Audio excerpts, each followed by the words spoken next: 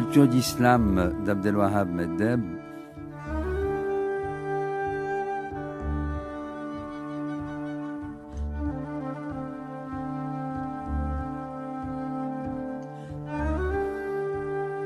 Nous vous proposons un diptyque sur deux œuvres du XVIIIe siècle, du siècle des Lumières, où l'islam en est le sujet, notamment, il n'est pas le seul, en question, l'islam avec le problème de la religion et un des effets de la religion, de la croyance à quelque absolu, le fanatisme, et son contraire, le relativisme, le fanatisme fondé donc sur l'exclusion, la destruction de l'autre, et le relativisme qui veut organiser au mieux, au plus fort, le convivium.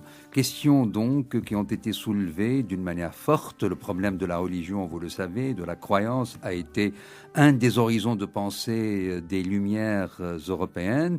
Et ce diptyque sera nourri par deux œuvres, Le fanatisme ou Mahomet le prophète, pièce de théâtre de Voltaire, qui constituera le premier volet de ce diptyque. Et la semaine prochaine, notre émission sera consacrée à la seconde œuvre, impliquant la même problématique, mais avec une réponse tout autre, traitant l'autre aspect de la question religieuse, de Lessing, le grand auteur allemand, une pièce de théâtre aussi, la fameuse pièce Nathan le Sage. Nous renvoyons évidemment pour l'une et l'autre œuvre à leur présence en poche parmi de multiples éditions disponibles dans la collection GF Flammarion. Et pour discuter de ces œuvres, je reçois le comparatiste Philippe Zard, qui enseigne la littérature comparée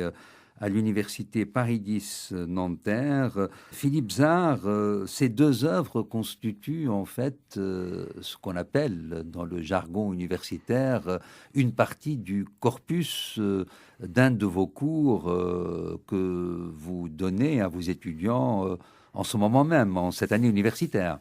Absolument, c'est un cours que j'ai mis en place l'année dernière et que je poursuis cette année, et qui répondait au fond à une double motivation. Une motivation, je dirais, qui est commune aujourd'hui à beaucoup d'enseignants, et une motivation plus particulière, peut-être davantage engagée.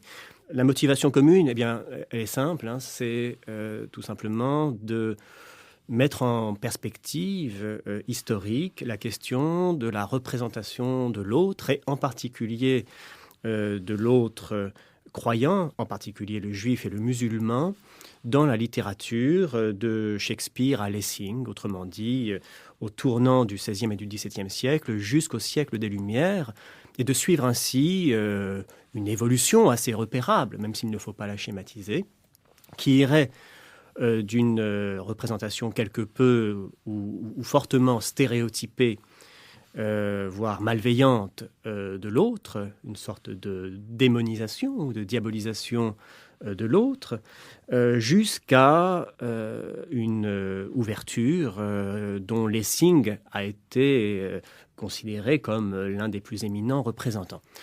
Et il n'échappera à personne que deux de ses œuvres, en particulier Le Marchand de Venise et Le fanatisme ou Mahomet le prophète, sont des œuvres éminemment problématiques dans l'espace public aujourd'hui. L'une parce qu'elle est fortement soupçonnée d'antisémitisme, et l'autre parce qu'elle est soupçonnée d'islamophobie. Et on sait que la représentation, on y reviendra sans doute, du Mahomet de Voltaire a donné lieu à des polémiques particulièrement violentes. Or, même à des pressions qui ont réussi à en annuler la représentation. Voilà, il y a eu une représentation programmée puis annulée à Genève, et puis quelques années plus tard, cette représentation a eu lieu, mais sous haute surveillance policière, hors de Genève. Donc, ça devient presque un enjeu pour la liberté d'expression. C'est un enjeu pour la liberté d'expression, absolument. Alors, il me semblait absolument indispensable de montrer à des étudiants qui... Et désormais à nos auditeurs. Et désormais à nos auditeurs en effet, qu'on pouvait envisager ces pièces autrement que sous la seule perspective du procès fait, en particulier, à l'antisémitisme ou à l'islamophobie des auteurs. Il me semble que si cet aspect-là existe et qu'il faut en rendre compte, et nous en rendrons compte, il faut montrer aussi, parce que nous ne sommes pas, il est trop facile, juché dans sa bonne conscience d'occidentaux du XXIe siècle, plein de tolérance, de faire un procès rétroactif à des auteurs du XVIe, du XVIIe ou du XVIIIe siècle. Mais c'est une posture très confortable et finalement pas très éclairante. Il me semble qu'on peut montrer assez facilement que des pièces, si critiquables et si problématiques soient-elles, ont encore quelque chose à nous dire aujourd'hui. Au-delà des préjugés qu'elles colportent, des représentations et des stéréotypes qu'elles véhiculent, qu'elles ont encore quelque chose à nous dire d'essentiel sur la question religieuse, sur la question de la tolérance, sur la question du fanatisme. C'est un peu cela, si vous voulez, l'aspect plus engagé de ce cours. Je crois qu'on ne peut pas se contenter d'une représentation purement morale et surtout anachronique de ces pièces. Il faut les resituer dans leur contexte philosophique, épistémique, pour véritablement comprendre leur enjeu. Nous vivons ici en France, nombreux, avec évidemment une population autochtone de base d'origine chrétienne, majoritairement catholique, avec une présence protestante importante dans la cité, avec la présence de citoyens d'origine juive, désormais, depuis maintenant une trentaine d'années, de citoyens d'origine musulmane.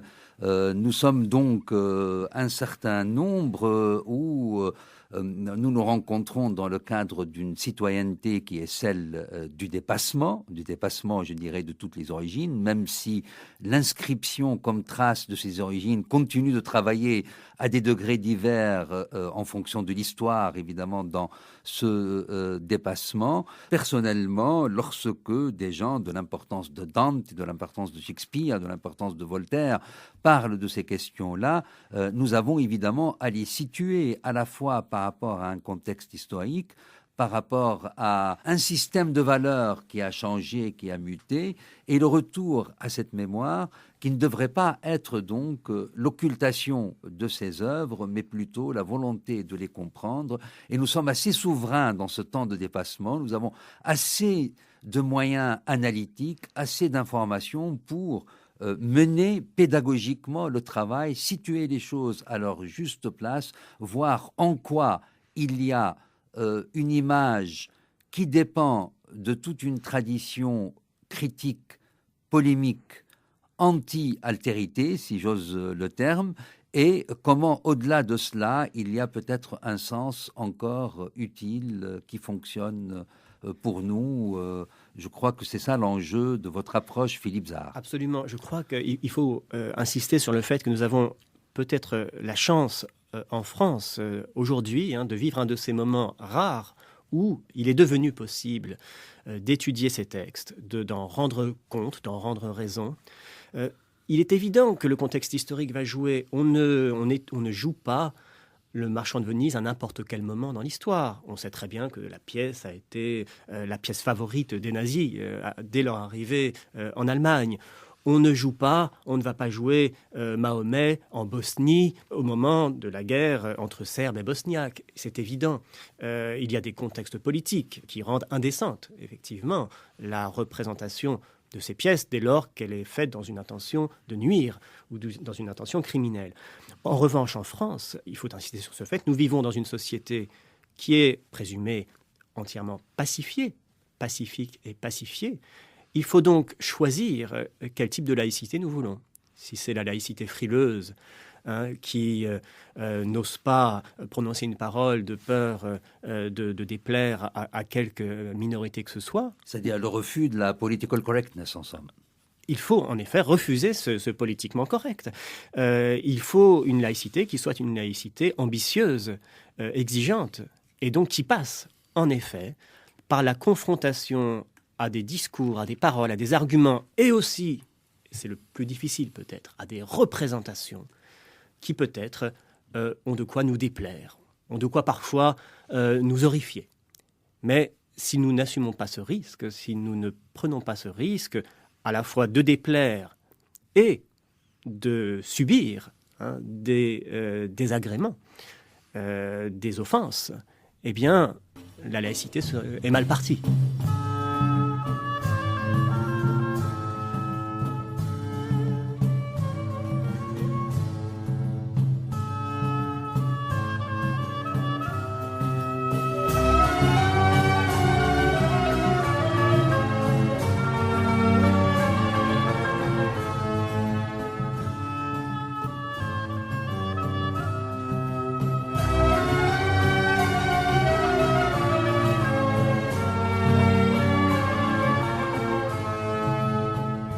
Les sujets musulmans, parfois, viennent d'un site originel où la religion est encore première dans la constitution de l'identité, n'étant pas passée par, évidemment, l'extraordinaire mise en branle de la critique dans l'histoire de l'Europe à laquelle la France et la langue française a contribué d'une manière magistrale pour se détacher du primat du religieux. Cette identité du dépassement s'est faite même d'une certaine manière contre la religion. Et Voltaire en est un représentant extraordinaire. Donc il convient de situer le fanatisme ou Mahomet le prophète au-delà de la critique de l'islam, le fait que ce qui est mis en jeu, c'est la critique de la religion, des superstitions, des aberrations, des irrationalismes sur lesquels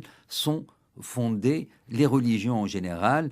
Et tout le monde sait que le fanatisme ou Mahomet le prophète constitue aussi, pas seulement cela, mais aussi un détour par l'islam pour avoir, comme cela se faisait très souvent au XVIIIe siècle, à critiquer ce qui se passe chez soi. Absolument. Je crois que là, on entre dans le vif du sujet. La pièce de Voltaire doit être recontextualisée. Voltaire écrit dans une France où c'est une évidence. Philippe Zard, vous nous rappelez la date C'est 1741. 1741. Il écrit dans une France où, bien sûr... Donc un Voltaire relativement jeune. Un Voltaire relativement jeune, qui a déjà quand même écrit la Henriade, dont la formation philosophique est à peu près achevée, parce qu'elle a été achevée très tôt, en réalité, mais qui n'a pas encore écrit certaines des œuvres que nous connaissons comme le dictionnaire philosophique. Il n'empêche que les thèses du dictionnaire philosophique de Voltaire sont lisibles par anticipation très clairement dans le Mahomet. Mais Voltaire écrit dans une France où où la polémique contre l'islam n'a strictement aucun sens. Il n'y a pas de communauté musulmane. Voltaire utilise un code qui sera le sien tout au long de son existence littéraire et politique. C'est-à-dire que ne pouvant attaquer frontalement les dogmes de l'Église et le pouvoir de l'Église, eh bien, c'est en visant d'autres religions qu'il procède. Alors, dans le dictionnaire philosophique, par exemple, c'est surtout par le biais d'attaques d'une extrême virulence contre l'Ancien Testament et le judaïsme qu'il procède, et dans le fanatisme ou Mahomet. Pour ébranler, en dernière instance, la croyance chrétienne. C'est du billard. C'est-à-dire qu'on vise une religion pour en toucher une autre. J'insiste sur un point préalable, parce que là aussi, c'est important. Il ne faut pas réduire la pensée de Voltaire sur l'islam à ce qui est dit dans Mahomet. Justement, parce que Mahomet obéit à des codes très spécifiques, ce sont ceux de la tragédie, on va y revenir, c'est très important que ce soit une tragédie et pas un essai. Ce n'est pas l'essai sur les mœurs, c'est une tragédie, avec des codes de tragédie. Donc, Voltaire ne dit pas son dernier mot sur l'islam dans sa pièce. Il a sur l'islam des propos qui sont étonnamment balancés, étonnamment contrastés. J'en donnerai juste quelques exemples dans des jugements qu'il exprime dès 1748, c'est-à-dire quelques années après la rédaction de cette pièce. Il distingue très clairement entre le jugement qu'il porte sur l'individu Mahomet en tant que prophète, et là sa position est claire, c'est d'ailleurs celle qu'il attribue aussi bien à Mahomet qu'à n'importe quel prophète de la Bible. nous sommes devant une imposture. Le prophète est forcément un imposteur, un charlatan. Il parle d'un sublime et hardi charlatan. Donc, ici, de ce point de vue-là, évidemment, Voltaire ne transigera jamais. Tout autant qu'Abraham, par exemple. Tout autant que tous les prophètes. Puisqu'il y a une petite séquence sur Abraham à l'intérieur même du fanatisme. Absolument. On la commentera. Elle est drôle. On la commentera. Elle est très drôle et en même temps décisive. Décisive. Je vous arrête une seconde Oui. là-dessus et après vous continuerez, Philippe Zard.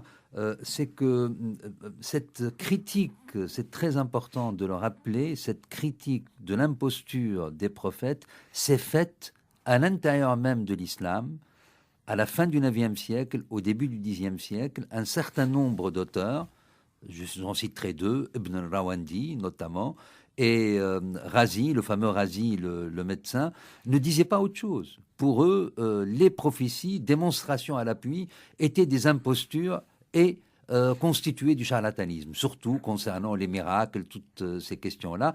Et très curieusement, il y a même un auteur qui appartient à la grande noblesse spirituelle de l'islam, puisque c'est un shérif, un descendant du prophète lui-même au début du XIe siècle, s'est mis même à défendre ce Ibn Rawandi qui était très critique à l'égard des prophètes en disant il ne pense que par la raison. Et penser par la raison amène forcément à de tels jugements, laissant entendre que la religion ne procède pas de la raison seule.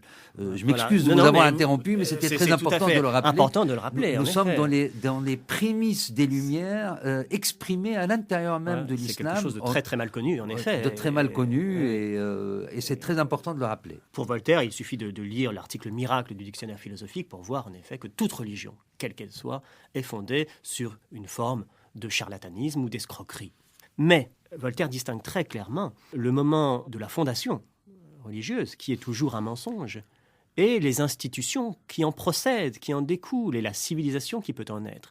Et Voltaire, à bien des reprises, fait de l'islam un portrait, somme toute, fort élogieux. Il parle d'une religion si simple et si sage, d'institutions qui sont finalement inspirées par une véritable intelligence. Il ne peut se défaire même d'une admiration pour l'ampleur de l'œuvre accomplie par Mahomet, et notamment sur le fait que Mahomet a finalement réussi un projet qui aurait pu sembler totalement insensé au départ. Et deuxième élément qui me semble tout à fait important, Voltaire, à l'époque même où il écrit Mahomet, porte sur la civilisation islamique un jugement très pondéré, et il fait une distinction qui me semble tout à fait capitale dans l'essai sur les mœurs, en montrant qu'il n'y a aucun lien de cause à effet entre le moment de la fondation et le type de société auquel cette fondation donne naissance. Et il donne un exemple qui, je crois, mérite d'être lu parce que il est tout à fait capital. Donc, essai sur les mœurs. Essai sur les mœurs de Voltaire. Bornons-nous toujours à cette vérité historique. Le législateur des musulmans, homme puissant et terrible, établit ses dogmes par son courage et par ses armes. Cependant, sa religion devient indulgente et tolérante. L'instituteur divin du christianisme, donc le Christ, vivant dans l'humilité et dans la paix, prêcha le pardon des outrages, et sa sainte et douce religion est devenue, par nos fureurs, la plus intolérante de toutes et la plus barbare. On ne saurait mieux dire. Finalement, ce que nous dit là Voltaire, c'est que l'islam n'est pas bon, mais les musulmans le sont, et que le christianisme est bon, mais les chrétiens ne le sont pas. Autrement dit, pour reprendre, je crois, une de vos expressions précédentes, chacune des religions, à l'époque de Voltaire, a été infidèle à sa lettre. Les chrétiens sont devenus intolérants, nous sommes au XVIIIe siècle, et les musulmans, et il a en vue plutôt ici l'espace ottoman, l'espace de coexistence, finalement. Des millettes, la fameuse, ce qu'on a appelé la politique des millettes, c'est-à-dire la reconnaissance en tous les cas, d'un espace de vie et d'un statut juridique à l'une ou l'autre des croyances, à l'époque même où... évidemment, Voltaire ne se détache pas de cette terrible blessure de la Saint-Barthélemy qui aura un effet dans son contemporain puisqu'elle aboutira jusqu'à l'affaire Calas. Absolument. Donc voilà, il me semble que ce préalable était nécessaire parce que on va bien sûr considérer une pièce qui semble tout entière centrée sur la question de l'islam et de Mahomet, mais il faut garder à l'esprit que dans ces essais, Voltaire a un jugement, somme toute, beaucoup plus balancé. Sa sévérité existe vis-à-vis de l'islam comme vis-à-vis de toutes les autres, mais il est loin d'être aussi sévère à l'égard de l'islam qu'à l'égard de l'Église européenne. Le contre-exemple face à l'intolérance catholique de l'islam se retrouve aussi dans l'article tolérance dans le dictionnaire philosophique. Absolument. Vraiment, il y a chez Voltaire une stratégie très sinueuse à cet égard. Il change souvent son fusil d'épaule, et même par exemple, les lettres sur la tolérance de Voltaire obéissent à une stratégie très différente de son dictionnaire philosophique, beaucoup plus conciliante vis-à-vis des religions instituées que le dictionnaire philosophique qui, lui, ne fait aucune grâce aux églises, quelles qu'elles soient. Donc, il y a vraiment à recontextualiser de ce côté-là la pièce de Voltaire. Alors, il reste que la pièce Mahomet, le fanatisme ou Mahomet le prophète, est une description absolument implacable des mécanismes du fanatisme religieux. On y retrouve une description, presque une phénoménologie du fanatisme qui anticipe tout ce que Voltaire va écrire dans son dictionnaire philosophique. Vous allez même plus loin. Vous dites que cette phénoménologie, parfois, anticipe jusqu'à ce qu'a pu écrire dans l'adhésion des fanatiques qui nous ont été beaucoup plus proches, les fanatiques des totalitarismes du XXe siècle. Et vous voyez là presque une prescience qui conduira jusqu'aux formulations d'Hannah Arendt. Absolument. Alors, le fanatisme ou Mahomet le prophète. Comme souvent, vous savez, au XVIIIe siècle, il y a un double titre et c'est en soi très instructif. Très important que ce soit le fanatisme le premier. Le fanatisme est premier. Et ce qu'il faut bien comprendre, c'est que le fanatisme n'est pas ici tout entier concentré dans Mahomet. Je pousserai le paradoxe jusqu'à dire que dans toute la pièce, le moins fanatique des musulmans est sans doute Mahomet, pour les raisons que je vais bientôt expliquer. Il est producteur de fanatiques. Absolument. Alors on se souvient, je ne vais pas m'attarder là-dessus, que dans son dictionnaire philosophique, Voltaire définit le fanatisme comme une sorte de maladie contagieuse, qu'il caractérise comme un délire, en prenant l'exemple extrême et particulièrement emblématique des convulsionnaires, mais qui ne sont finalement que l'incarnation paroxystique du fanatisme, un délire, une absence... Je pense aux jansénistes notamment. Absolument, les convulsionnaires de Saint-Médard, qui sont des jansénistes. Comment se caractérise-t-il ce délire ? Une aliénation complète de sa propre personnalité, de la totalité de sa pensée, à une parole autre, à une inspiration extérieure. L'interdiction de toute distance entre soi et le message dont on est porteur, et une adhésion, une coïncidence, une adhérence presque, au sens physique du terme, telle qu'elle fait du fanatique une sorte de machine à tuer. Alors, si l'on s'en tient à cette définition presque médicale du fanatisme chez Voltaire, telle qu'elle apparaît au début du dictionnaire philosophique, de l'article du dictionnaire, eh bien, il n'y en a qu'un de fanatique, proprement dit. C'est Séide, esclave de Mahomet, fils adoptif, en quelque sorte, et qui va être l'instrument de sa prise de pouvoir. Rappelons que l'œuvre de Voltaire se situe au moment de la reconquête de la Mecque, enfin de la conquête de la Mecque par Mahomet, qui revient de Médine. Et nous sommes donc autour de 622. Et Mahomet va entreprendre, donc il y a déjà plusieurs disciples, entreprend de chasser du pouvoir Zopyre, le cheikh de la Mecque. Zopyre qui est son vieil ennemi, et Zopyre qui en veut à Mahomet non seulement d'être un séditieux et un charlatan, mais d'avoir, croit-il, tué ses deux enfants. Zopyre détient une jeune captive, qui est une esclave de Mahomet, et qui est Palmyre, qui est en réalité, mais il ne le sait pas, sa propre fille, la propre fille de Zopyre. Alors, comment procède Mahomet ? C'est très simple, il envoie Omar, son lieutenant Omar, en délégation, chercher un compromis avec Zopyre, pour que celui-ci cède le pouvoir. Zopyre, naturellement, refuse, et Mahomet décide de le tuer.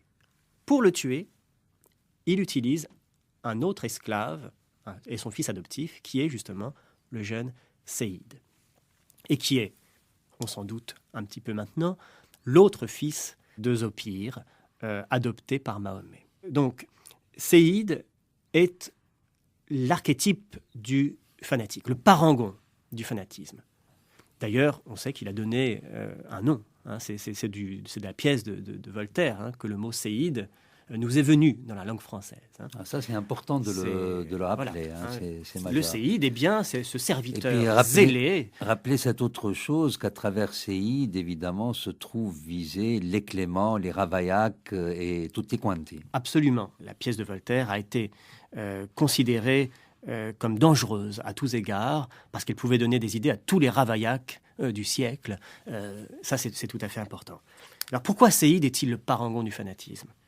Eh bien, c'est là que je rejoins ce que vous disiez tout à l'heure sur la prémonition de Voltaire. Séide est un jeune homme. Il est jeune. Et Voltaire sent très bien qu'il y a un lien presque consubstantiel entre le fanatisme et la jeunesse. Tout simplement parce que il y a presque quelque chose de pubertaire, dirons-nous, dans cette sorte d'investissement absolu de l'énergie dans une cause exclusive.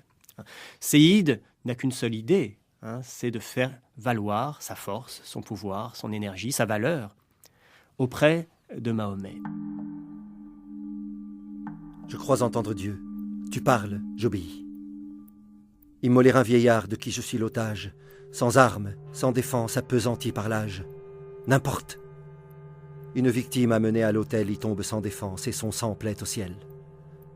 Enfin, Dieu m'a choisi pour ce grand sacrifice. J'en ai fait le serment, il faut qu'il s'accomplisse. Venez à mon secours, ô vous de qui le bras, au tyran de la terre, a donné le trépas. Ajoutez vos fureurs à mon zèle intrépide. Affermissez ma main saintement homicide. Ange de Mahomet, ange exterminateur, mets ta férocité dans le fond de mon cœur.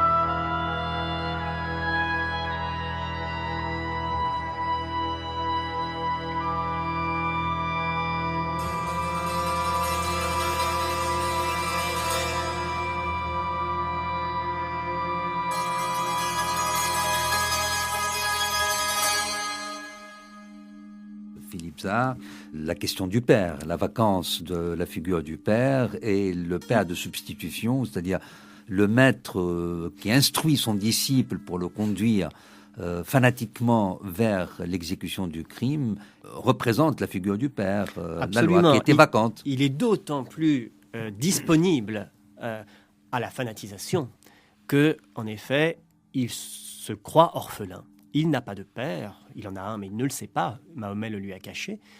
Et donc, il y a une relation, tout simplement, qu'on appellerait dans la psychanalyse d'emprise, du père adoptif, ici, et une dette illimitée. Du père et maître. Du père et maître. Et maître à penser. Évidemment. Maître à penser, maître tout court, puisque c'est l'esclave, Séide aussi. Donc, en effet, le maître vient ici combler une faille identitaire, une blessure identitaire du jeune homme. Et je crois que c'est tout à fait important de se rendre compte que Séide est d'autant plus fort, d'autant plus efficace qu'il est vide. Il n'a pas de passé, il n'a pas de conscience, il n'a pas d'expérience. Et la force du fanatisme, c'est justement d'arriver à produire, si l'on veut, une énergie maximale avec, finalement, une substance minimale. Faire tout avec rien. Mahomet le dira à Séide, le fanatisme repose avant tout sur le renoncement à la pensée. Penser, c'est déjà trahir. Tout le pathétique de la pièce vient de ce qu'il y a quand même une faille dans Séide, qu'il y a des moments d'hésitation pour d'autres raisons. Mais à part Séide, est-ce que nous avons une version pure du fanatisme dans l'œuvre de Voltaire ? Pas vraiment. Il y a un deuxième fanatique, mais c'est beaucoup plus complexe, c'est Omar, personnage que Voltaire adapte librement de sources coraniques attestées, dont il est ancien adversaire de Mahomet, finalement rallié au prophète. nous avons, à propos d'Omar, nous avons ce que j'appellerais un cas de fanatisme hybride, intermédiaire. C'est un fanatisme qui n'a rien de la fureur décrite par Voltaire dans son dictionnaire. Qu'est-ce qui a décidé Omar ? Au fond, l'ancien adversaire de Mahomet, c'est la considération des victoires de plus en plus importantes de Mahomet, des victoires militaires, des victoires guerrières de Mahomet. Ces victoires, il les interprète, non pas de manière opportuniste, ce qui en ferait un pur cynique, mais il les interprète comme un signe divin. Et nous sommes là dans une pensée, finalement, qui est, je dirais, présente, je dirais, dans presque toutes les religions à un certain stade, à savoir que c'est Dieu qui est le Dieu des armées, que c'est Dieu qui donne les victoires. Et nous avons cette formule, d'ailleurs, qui est reprise par Palmyre. Ce Dieu est le vrai Dieu puisqu'il le rend vainqueur. C'est un fanatisme donc plus calculateur, mais qui est encore articulé à une foi. C'est le fanatisme du renard, certes, pas du tigre, mais c'est encore un fanatisme qui est articulé à la conviction que les victoires temporelles, les victoires politiques et séculières sont rendues possibles par la faveur, par la grâce que Dieu accorde à quelques privilégiés. Donc il y a bien quelque chose de fanatique dans le dévouement d'Omar, mais c'est un fanatique qui commence déjà à raisonner. Philippe Zard, je voudrais revenir sur quelque chose qui me paraît très important, et c'est un peu à l'adresse des musulmans cette fois qui risquent d'être choqués par cette pièce. Rappelez que nous avons affaire, ça me paraît vraiment très important, même si Voltaire n'aimait pas le Mahomet historique, comme il n'aimait pas l'Abraham historique, comme il n'aimait pas Moïse, comme il n'aimait pas tous les prophètes, en somme, tous les fondateurs de religion, en raison de ce que vous avez dit tout à l'heure.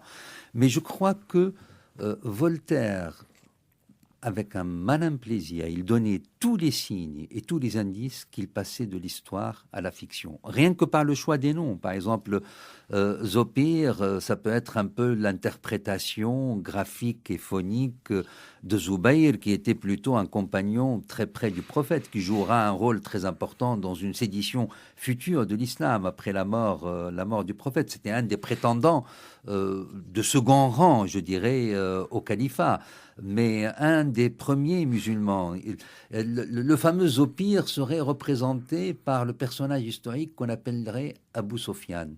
Et c'est lui, cet Abou Sofiane-là, qui était le patron de l'oligarchie mecquoise, qui, historiquement, était très violemment contre le prophète, mais quand il a vu, quelque part, et qu'il a perçu que, suite à la réussite du prophète, que là, peut-être, il y avait un cadre idéologique de domination de l'Arabie et une énergie historique à venir extrêmement, excusez le terme, je vais parler d'une manière très commune et quasi vulgaire, que là, dans l'islam, il y avait quelque chose de juteux. Et historiquement, celui que représente Zopir va de lui-même adhérer à l'islam lors, justement, de la venue pacifique du prophète, après négociation à la Mecque et de la prise de la Mecque, à l'occasion de ce qu'on a appelé dans l'histoire de l'islam le pèlerinage de l'adieu, qui va sceller cette nouvelle alliance et la confirmer. Là où le prophète dit dans un fameux discours « Aujourd'hui, j'ai parachevé votre religion », en instituant notamment ce pèlerinage vers la maison de Dieu, la maison fondée par Abraham, ce nom le mythe islamique, cette dimension abrahamique de l'islam explicitement affirmée. Il y a dans le personnage qui est censé être Zopir et qui représente dans la pièce un enjeu dramaturgique dans la tragédie, dans la polarité d'opposition. Il fallait qu'il représente tout à fait le contraire, c'est-à-dire la sincérité, l'authenticité, la vertu face à l'imposture, alors que le personnage historique dont il est inspiré, avec cette empreinte d'un autre nom, d'un autre personnage qui a un rôle tout autre. Et tout cela, Voltaire le savait. Voltaire a lu une biographie traduite dès le XVIIe siècle, canonique, qui appartient, je dirais, même à la chronique apologétique de l'islam, qui a circulé en Europe très clairement. Il connaît très très bien l'histoire et il a joué comme il a voulu à travers cette histoire pour créer une tragédie et pour créer cette... par exemple, dans cette opposition entre les deux personnages, cette scène que Rousseau aimait beaucoup, si je ne me trompe pas, c'est la scène 5 de l'acte 2, qui montre d'une manière très très forte cette extraordinaire opposition Zopir-Mahomet pour montrer l'opposition entre l'imposture et la sincérité. Alors c'est une pièce cornélienne. Vous l'avez aussi montré à propos de la fameuse affaire justement des enfants de Séide.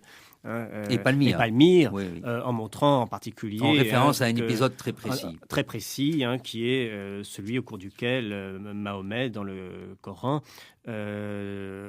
désire épouser l'épouse de son fils adoptif, épisode particulièrement célèbre puisqu'il s'appelle Zeynep d'ailleurs, et Zeynep n'est autre que Zénobie, reine de Palmyre, voilà. D'où ce déplacement de Zeynep à Palmyre. Voilà. Donc, sinon on ne comprendrait pas ce nom. Absolument. Et ici, ça c'est le signe qu'il a joué avec un matériau historique pour faire tout à fait autre chose. Il l'a transformé et je vais le montrer, il a aussi noirci le trait délibérément, justement pour faire une tragédie. Je reviens quelques minutes sur Zopir, parce que c'est très important. Zopir est en effet l'anti-fanatique par excellence, parce que, justement, il est le contraire de Saïd. Il a le sens rassis. C'est une sorte de vieux notable, allergique à tous les excès, à toutes les fureurs. Mais, et c'est ce qui fait toute la difficulté d'interprétation de la pièce, qui me semble tout à fait majeure, au fond, il est à la fois l'homme de la tolérance, l'homme moderne, et en même temps l'homme du passé dans la pièce. Parce que le sens de l'histoire, il est du côté de Mahomet. Et l'obstination de Zopir... C'est un conservateur. C'est un conservateur. Face à un révolutionnaire. Face à un révolutionnaire. Et Voltaire n'aimait pas les révolutionnaires. Et Mahomet a tous les attributs, d'ailleurs, historiques et biographiques du révolutionnaire. Orphelin, pauvre, déclassé, même conducteur de chameau. Même s'il est d'origine noble, l'origine noble n'est pas du tout contestée, mais c'est quelque part, comme toute figure psychologique du révolutionnaire, le marginal, le laissé pour compte qui se venge par sa réussite. Alors oui, Voltaire avait plus que des réticences sur les figures de révolutionnaires, mais rappelons-nous, il avait aussi une certaine admiration pour les fondateurs de civilisation. D'où l'ambiguïté. Car pour Voltaire, Mahomet a quand même réussi. Alors, justement, si l'on en vient à Mahomet, je le disais tout à l'heure, c'est l'antithèse du fanatique au sens strict du terme. C'est celui qui fanatise. Le mot fanatiser, le verbe fanatiser d'ailleurs, est apparu très tardivement dans la langue française. Il n'existait pas à l'époque de Voltaire, il est apparu sous la Révolution en 1793. Les fanatiseurs et les fanatisés. Mais Mahomet est bien, lui, un homme parfaitement étranger, dans la pièce de Voltaire, à tout enthousiasme religieux.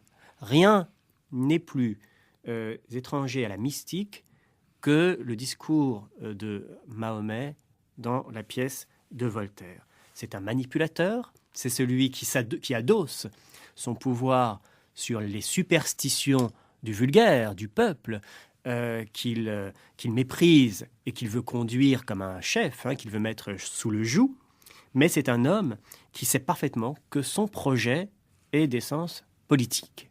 Il le dit en toutes lettres, l'heure de l'Arabie a sonné. Gardons à l'esprit que le Mahomet de Voltaire n'est pas un enthousiaste, n'est pas un furieux. Il a une fureur, mais c'est une fureur qui est politique et amoureuse, mais qui n'est pas religieuse. Vois quel est Mahomet. Nous sommes seuls, écoute.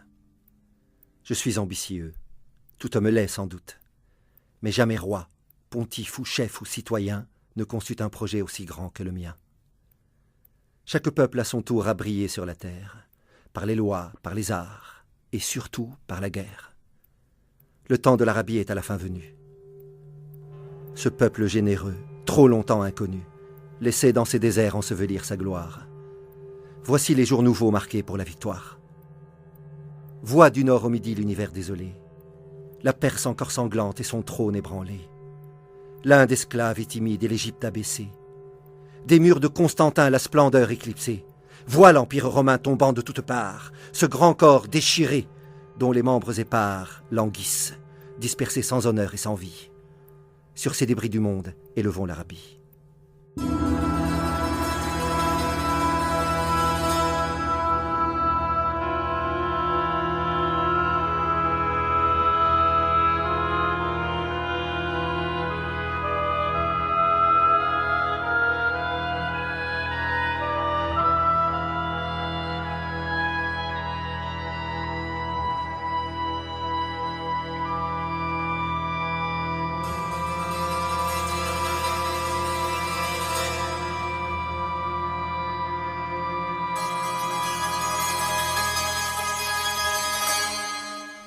Philippe Zard, vous rappelez aussi qu'un des termes qui revient le plus souvent, c'est pontife roi.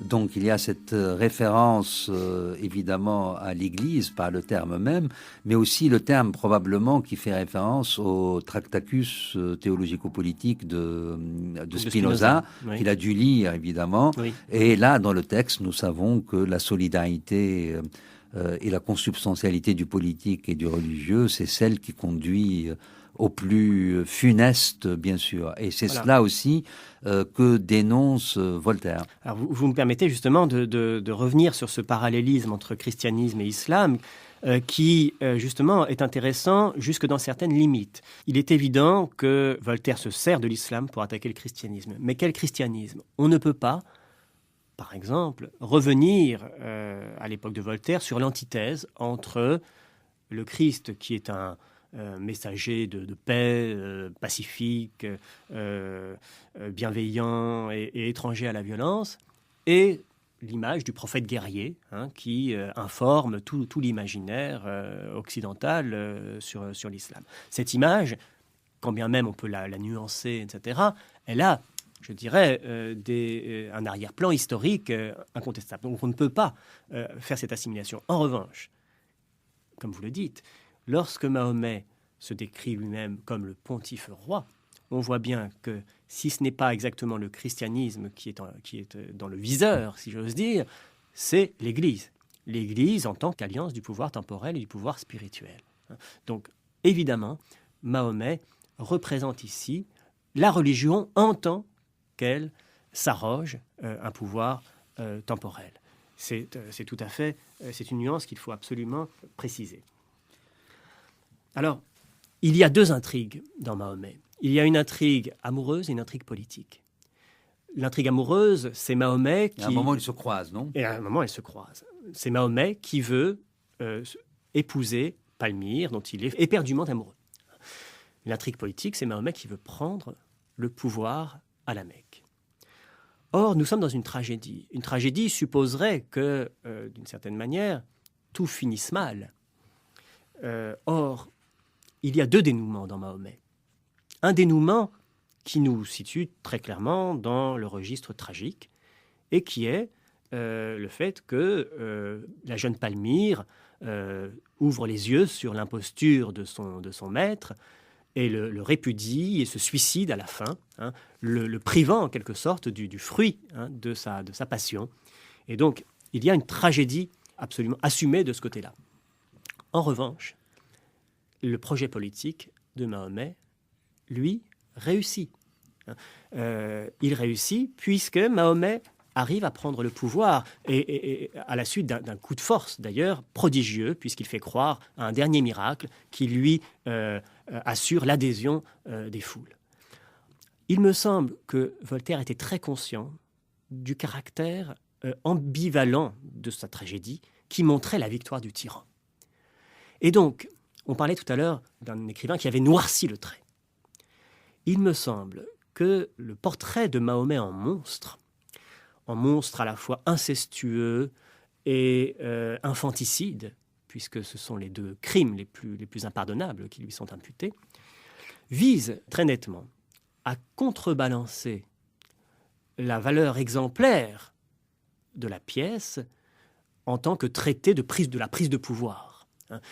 Mahomet est victorieux militairement, politiquement. Il faut donc qu'il soit suffisamment monstrueux et hideux moralement pour que son exemplarité politique ne soit pas une exemplarité morale, pour qu'il ne fasse pas école. Et donc, il s'agit bien, dans la manipulation des passions, du pathos, de l'énergie, de susciter l'horreur des crimes. C'est tout le sens aussi du repentir ultime de Mahomet, de son remords tout à fait maladroit, peut-être du point de vue dramatique. Certains disent que c'est qu'il faudrait maladroit, presque supprimer tirade, cette pièce. oui. Mais elle est maladroite esthétiquement, mais elle est nécessaire moralement, parce qu'il faut justement montrer que le triomphe de Mahomet se paye à la fois d'une torture morale et d'un bilan désastreux sur le plan humain.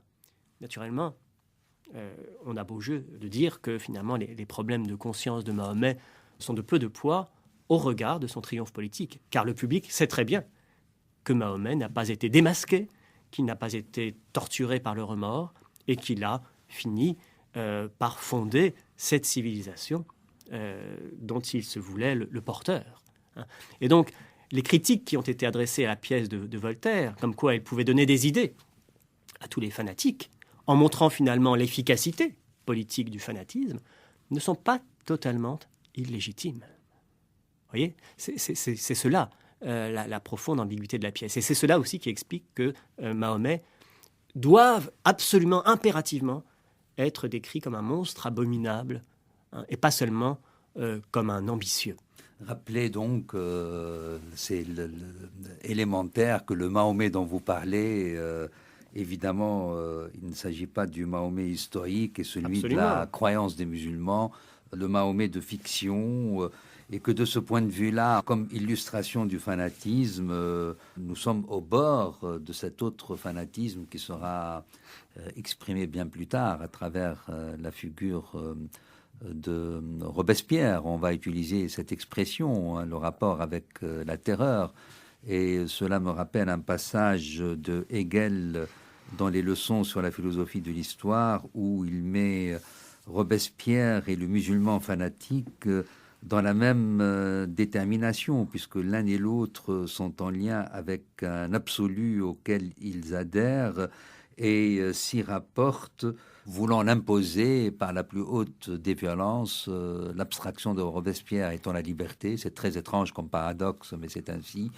Et ce Dieu abstrait de l'abstraction du musulman fanatique. Alors, oui, avec une toute petite nuance, c'est que dans la perspective du Voltaire, Mahomet ne croit pas à ses propres mythes.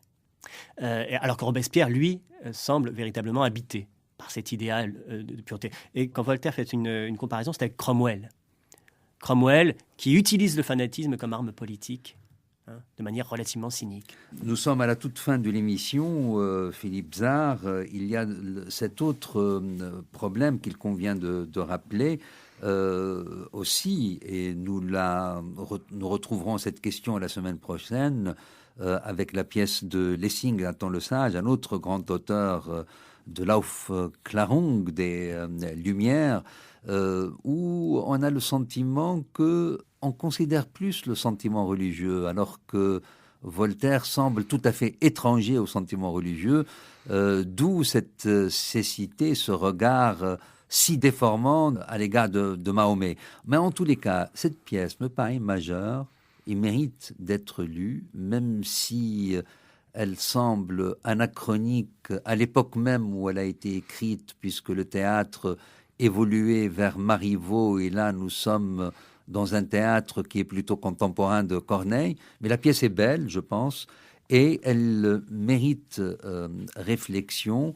Et si elle ne correspond pas au Mahomet historique, à l'islam historique, elle peut illustrer à la perfection les fanatiques actuels de l'islam qui, au nom de leur prophète et au nom de leur religion, agissent très exactement comme les personnages dans le fanatisme au Mahomet de Voltaire. Merci Philippe Zard. Merci donc de cette conversation autour du fanatisme ou Mahomet le prophète de Voltaire, pièce qui mérite d'être lue, méditée, actualisée par rapport aux problèmes qui sont les nôtres, avec toutes les nuances que nous avons essayé d'apporter entre fiction et histoire, la lisibilité par rapport aux politiques telles qu'ils s'expriment dans notre contemporain. C'était Culture d'Islam d'Abdelwahab Medeb, technique son Jean-Louis Deloncle, réalisation mise en onde de François Connac. Merci à eux deux.